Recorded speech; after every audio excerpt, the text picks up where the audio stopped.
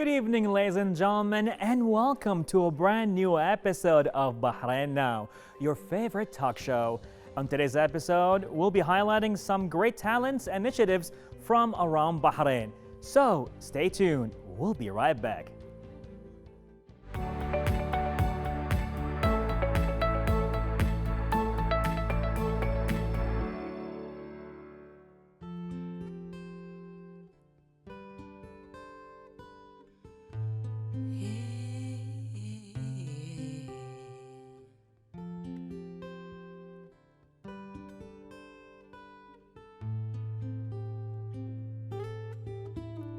Said I've been around the world to find my way. In everything I find look quite the same. So I travel back in time to learn my name. But the girl born 91 does not remain. First of all, visions change, been thrown around and washed away. But I made it on my own. That's why I say, you gotta see me now. You're gonna be damn proud. Oh, yeah. You gotta see me now, yeah. You're gonna be damn proud.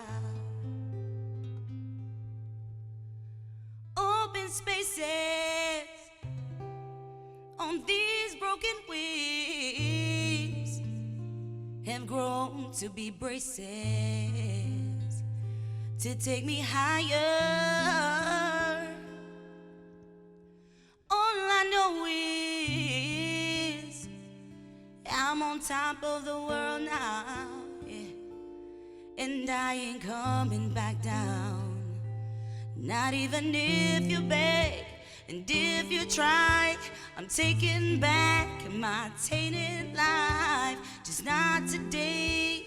In any case, I'm taking back my life. Just listen to me when I say, you gotta see me now. You're gonna be damn proud. Hey, you gotta see me now. Yeah, you're gonna be damn proud. Ooh, do you see me? Do you see me now? Oh, I know you see me. I know you see me now. Oh, do you feel this? Feel it now. Eh.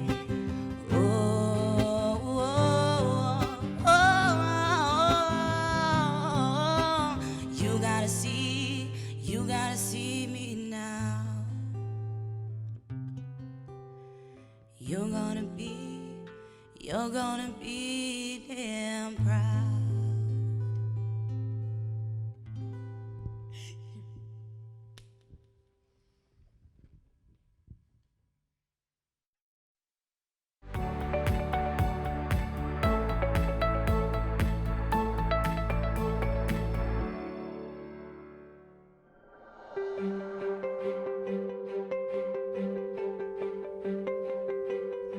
It's the story behind each performance, the heart behind every song written.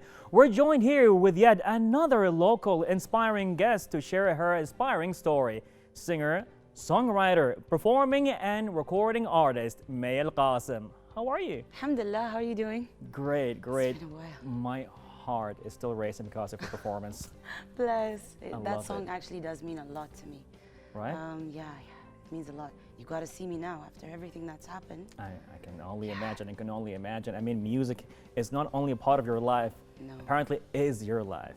Definitely is. Goes in direct correlation. As long as music is going, I'm staying alive. And you've been doing it for how long now?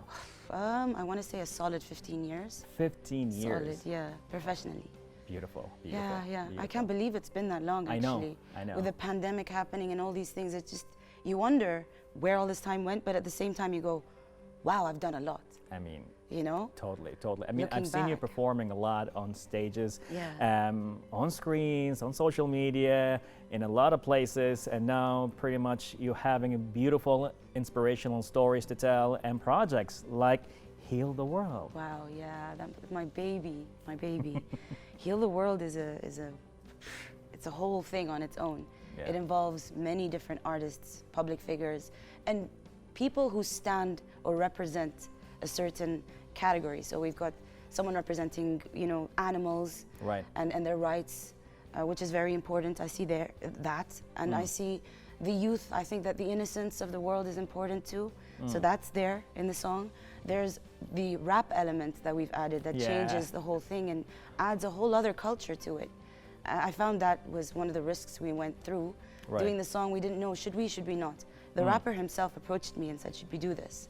Right. And I said, would MJ say okay to this? And I was like, what? MJ, he seems like he'd be a cool guy. Let's do it. Yeah. And it worked. And then you get all the local artists that you see around here and there all come together like this, like a microcosm of society, sort of. Right. Because you do get different genres and you do get different ages and you do get ethnic backgrounds and different experiences in the whole world. So to put it in a time where, there's a pandemic and obviously Right. on a day-to-day we face all of these struggles. Now the reason why this was all put together is a whole different thing. But if you want me to get into it, I have the time to get into it. Please. So a lot of people know the story, but a lot of people don't. And I tell this story not because I want to explain what hardship is as much as I want to be an example of someone who I believe was treated unfairly, not by anyone in particular, Right. but just by life. Because I was diagnosed with something called PSC, which is a very, very, very rare condition. 1 in a million we're talking. Right. PSC is a genetic disorder. It happened in my liver. I was living with this chronic disease for all of my life, not knowing what was wrong, in turn being misdiagnosed, Wow. getting even sicker, with antibiotics and different things going straight to my liver, making me worse through all these Right. years. Right. And I remember being in the BDF at one point.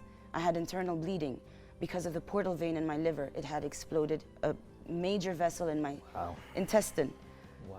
And at that point, I knew, and I knew prior to this, the doctors were telling me, you're on your way out. And I had a donor, then suddenly I didn't have a donor, and they were giving me timelines, Bara. You have 3 months, you have 2 months, you have 6 months. I was dealing with numbers, statistics. One doctor had the audacity to tell my mom, he asked her, do you have other children? She said, yes, I have 2. Okay, because this one's on her way out. There was some really harsh realities. Just like that. It Just was like so real. It's gonna happen. Yeah. And it was between, are you going to lose your life in hospital or do you want to go home? At this point, I went home. Right. And I went into my little drawer in my chest where I just have all my interviews and all my achievements that I've done. And I said, okay, well, in my head I was going, have I done enough? Have I done enough for my country? Have I done enough here before I go now? It was real, but it was real. I really had that moment, trying to accept that. And I said, no, I haven't done enough. Back in hospital, fast forward, that incident where I was actually going to pass. And I thought, this is it. And during that time, I lost a lot of blood. I emptied out BDF, bank of blood, all the hospitals, and an appeal was sent out. Who spread that? The local community, the local artists, Bara. The way that I felt, and I was telling you off camera as well, I was laying there unconscious in a tower somewhere, and this army of all my supporters, my family, my friends, and the musicians stepped forward. Everyone was calling my parents, my family, just trying to get me blood. They saved my life.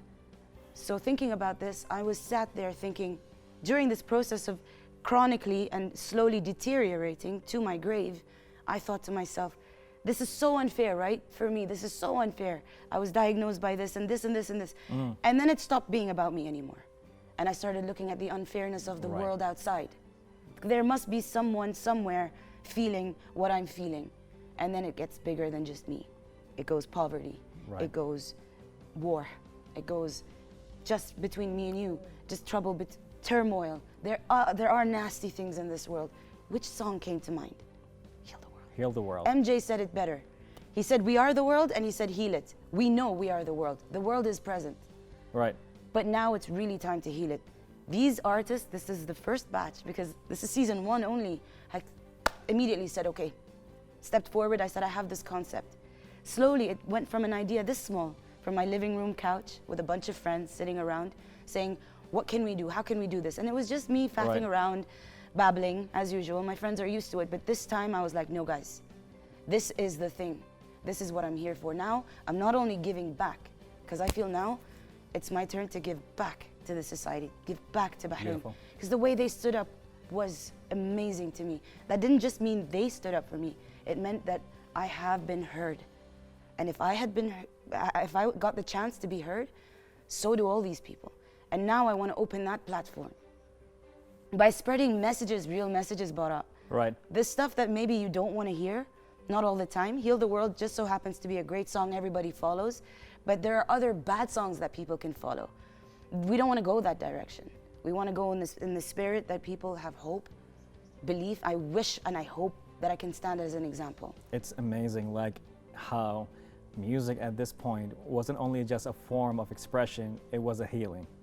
It was. How can you top that off? By experiencing more. Now this is my second chance. I would like to think that this is my second chance at life. It's time to do things differently. Let's go. So this time it's not about me anymore. This time it's about you guys.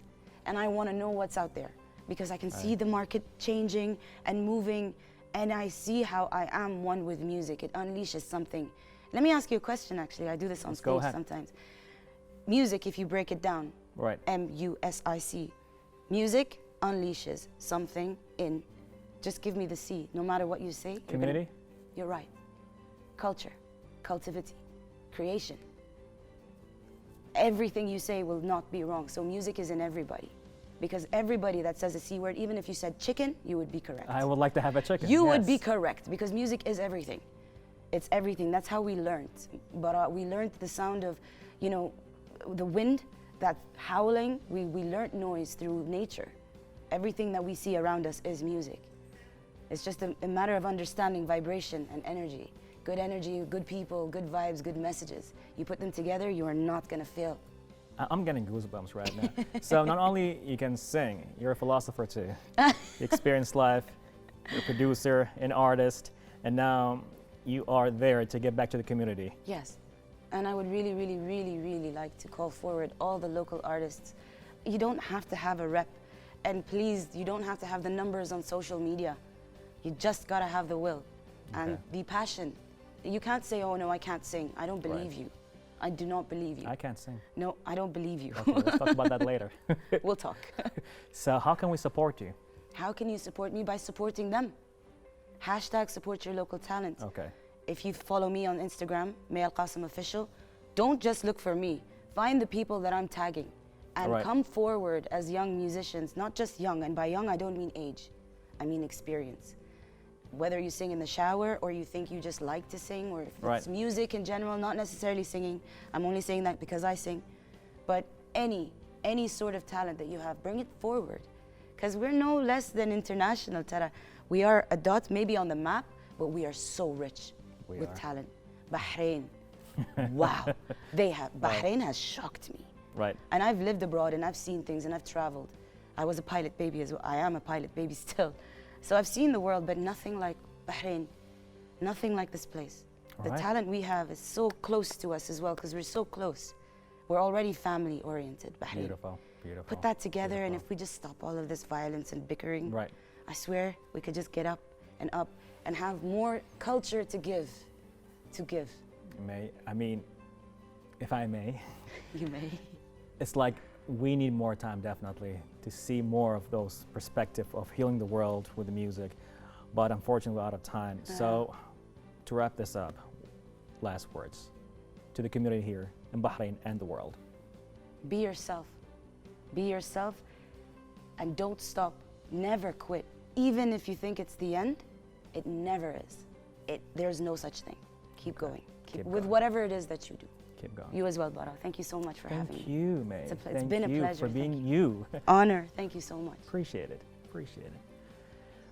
Ladies and gentlemen, that was the songwriter, performer, artist, philosopher, and inspirational personality May Al-Qasim, taking place right here at Bahrain Now. Stay tuned for more.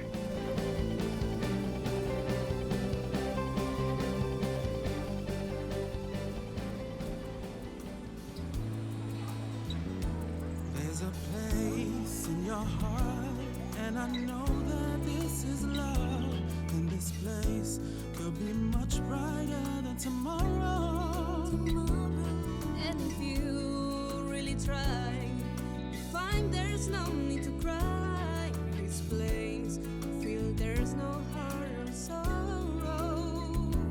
There are ways to get there if you care enough for the living. Make a little space, make a better place. Heal the world, make it a better place for you and for me and the entire human race. There are people dying. If you care enough for the living, make a better place for you and for me.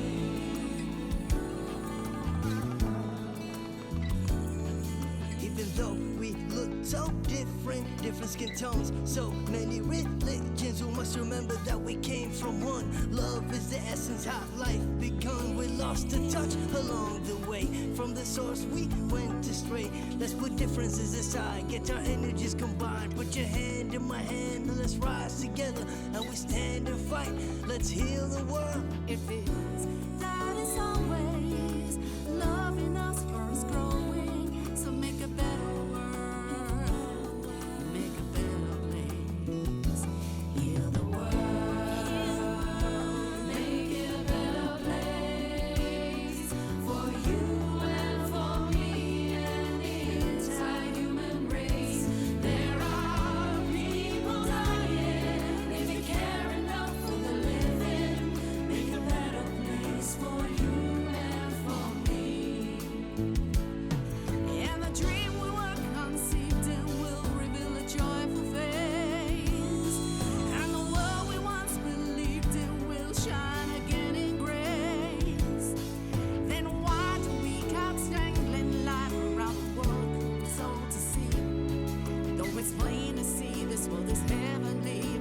Be God's glow, light so high that our spirits never die. In my heart, I feel you are all my brothers. Create a world with no fear. Together we cry happy tears. See the nations turn their swords into plowshares. We could really get there if you care enough for the living.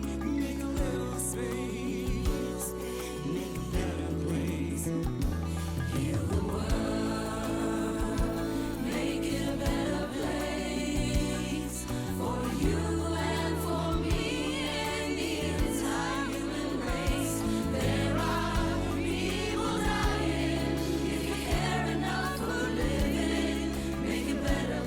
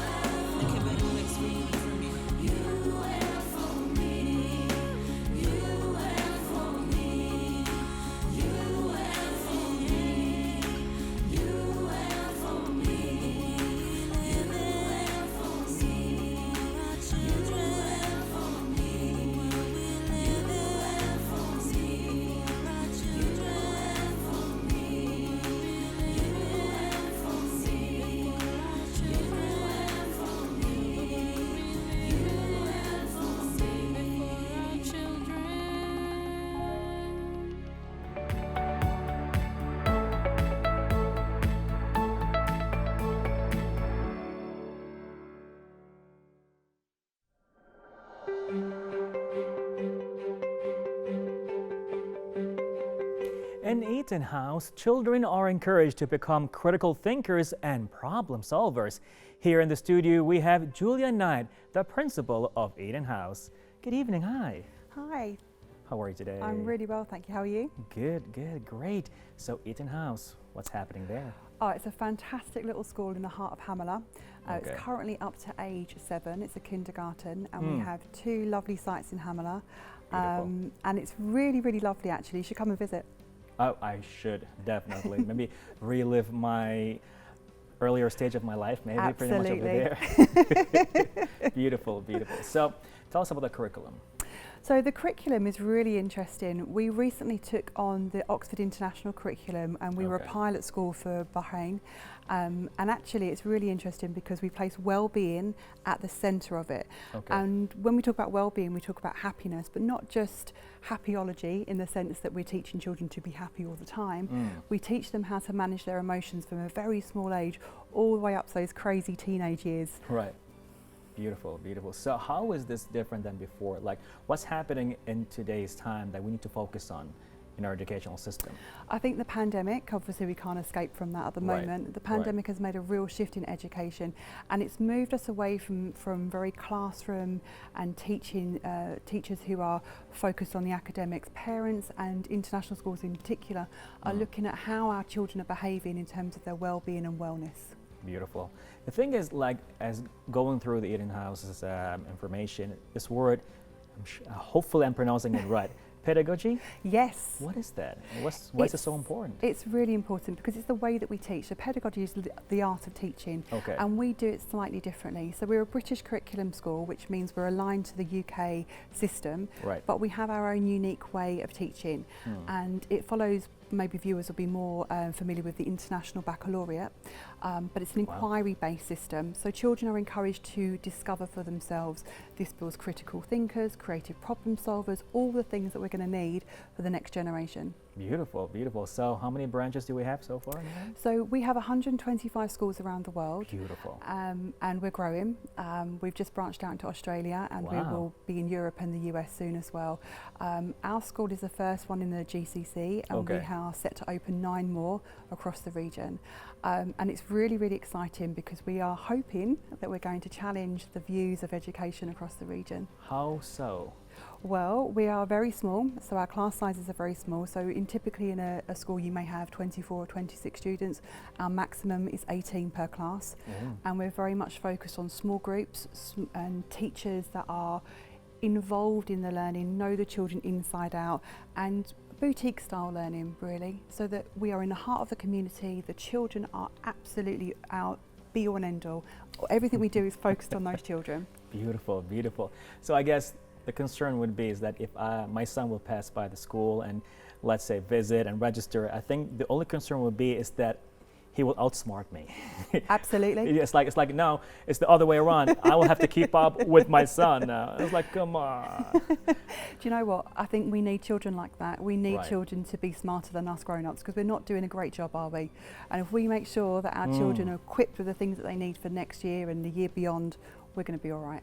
It's very interesting that you said that, you know, as we had a talk about that with the group, in the sense that the generation before us, they had different kind of like culture and educational system, Yeah. and now we're seeing that the system maybe is not really up to the date what's happening today. Yeah. So let's say, what are you trying to pretty much inspire kids to be while being in Eaton House?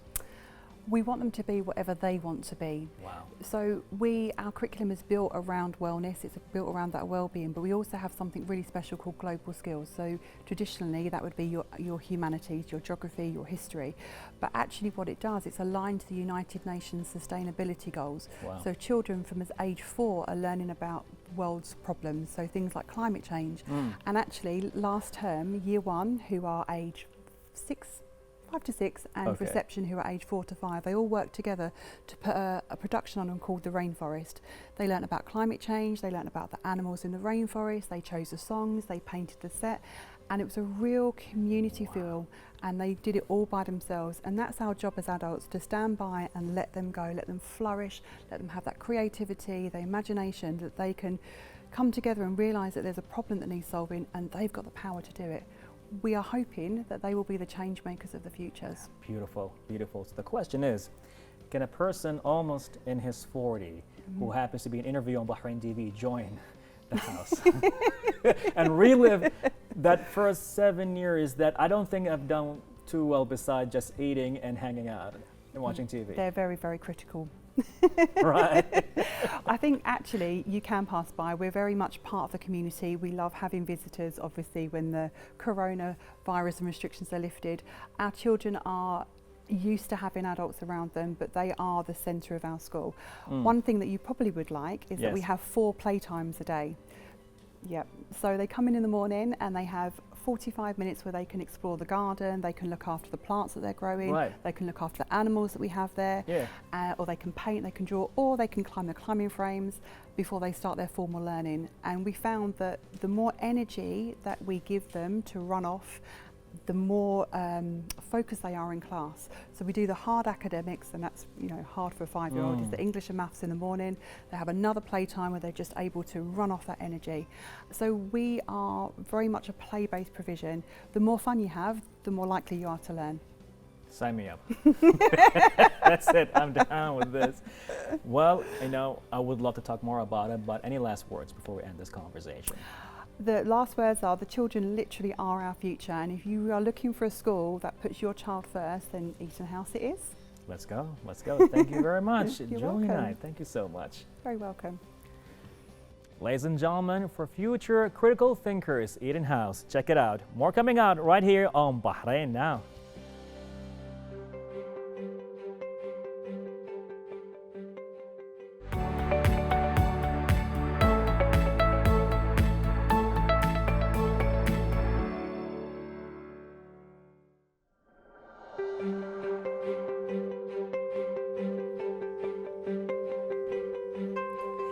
Nilanjana Bharadwaj is a yoga teacher and evaluator who has been devoted to her practice continuously, and her passion in yoga is the engine to her ambition for high achievements and teaching. So, good evening, Neil. How are you?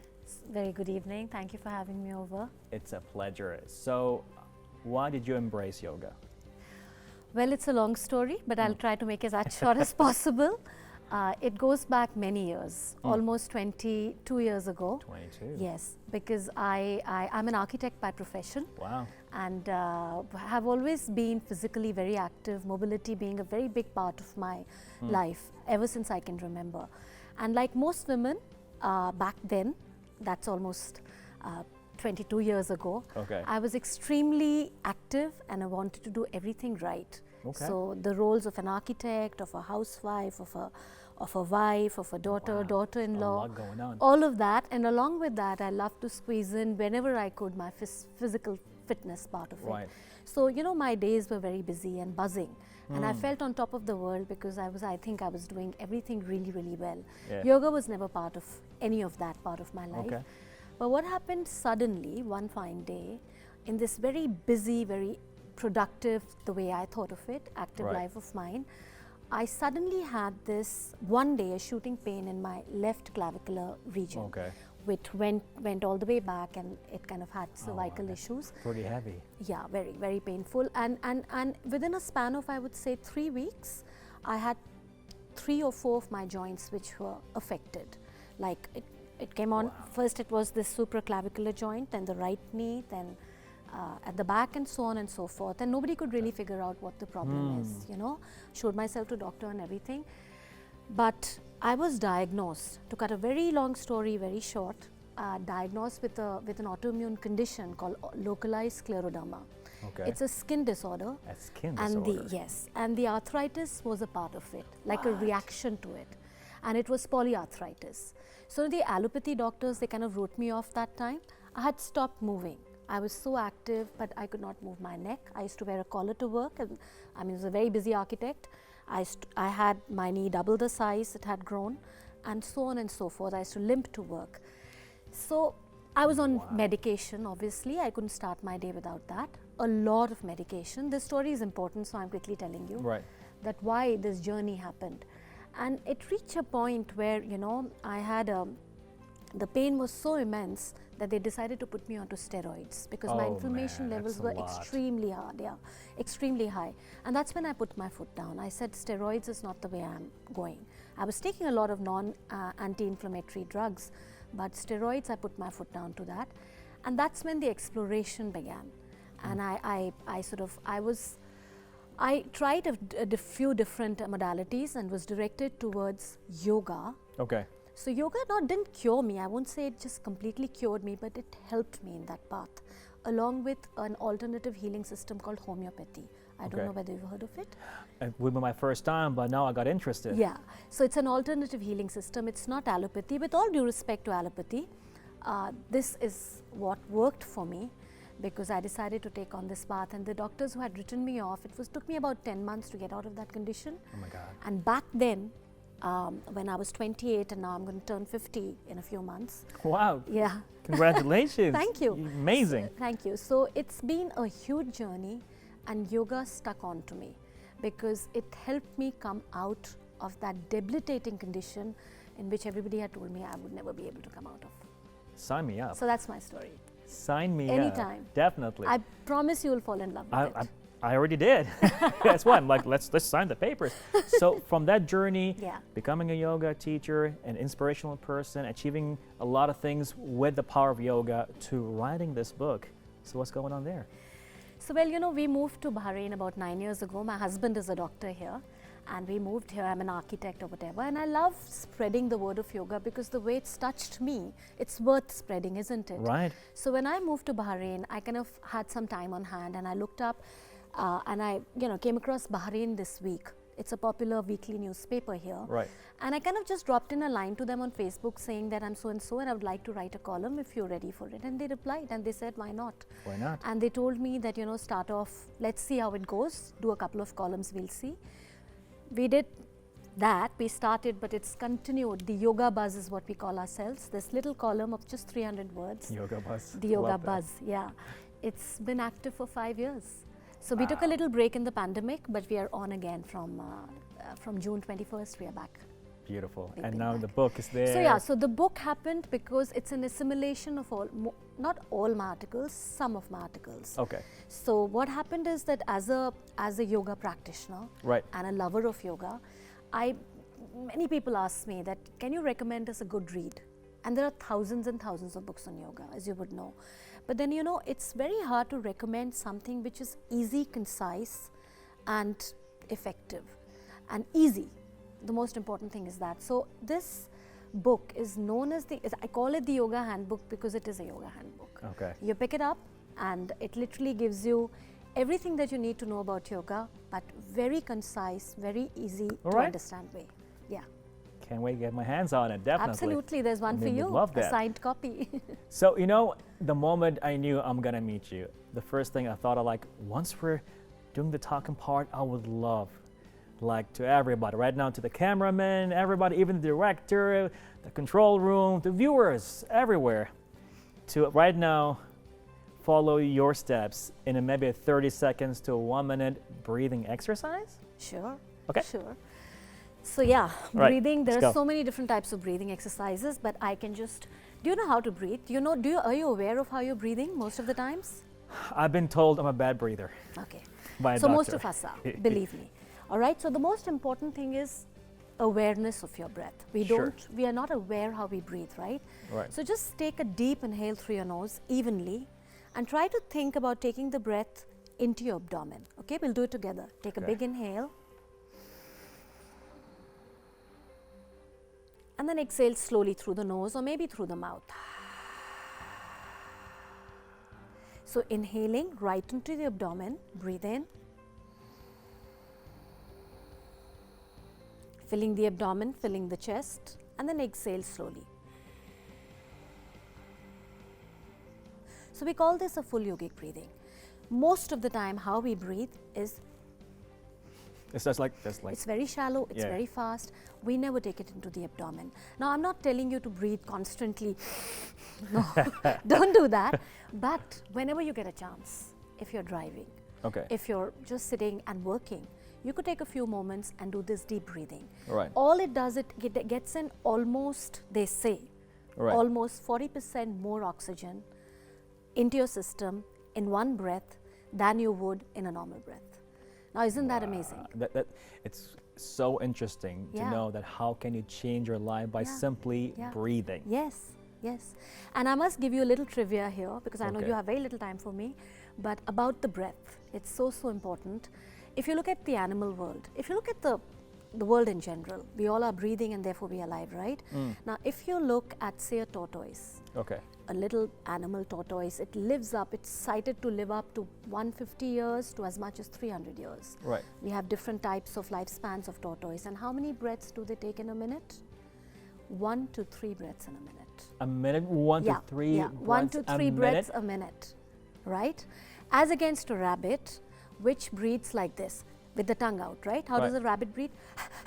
Like that, Pretty right? fast, and it yeah. goes really fast. It takes about 120 breaths a minute. And what's the lifespan of a rabbit? Very short. Very short. Not more than 6 to 7 years, even If lesser. you're lucky. Even lesser. So you see, that kind of explains it, doesn't it? That the slower, the deeper, the longer you breathe, Right. the longer you live. It's beautiful. Because you are literally the number of breaths that you take.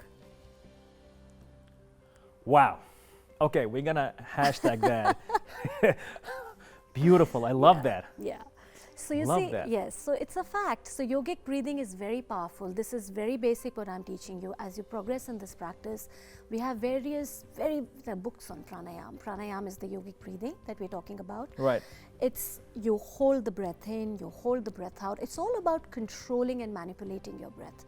The word pranayam, Pranayam. prana means vital life force, ayam means extension. So all that you're doing is extending your own life force. I would love to be your student. Please, And anytime. not only me, I think a lot of people here in Bahrain, even around the world, the moment you understand the power of yoga and how beautifully you explain it to us, now I just want to be a student. Absolutely, would love Pleasure, to please pleasure. practice yoga with you. And the Yoga Handbook, I've got a copy for you as well. I'm going to give it to you right after the show. Beautiful. And you must read it. Begin by that. Thank you. Thank you. Any last words? Last words. Well, I love Yeah. to say this. Please. Everything is energy. That's my tagline. Okay. Literally everything is energy. Okay?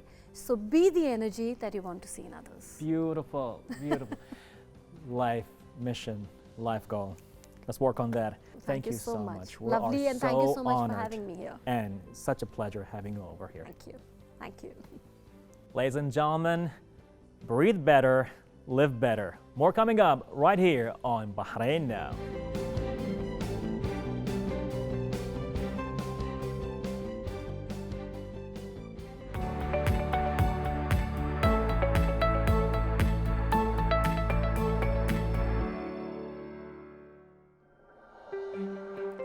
Viewers, we have reached the end of tonight's episode. Catch us next time for more upcoming exciting segments and guests. I'm Bara Abdallah. Good night and God bless.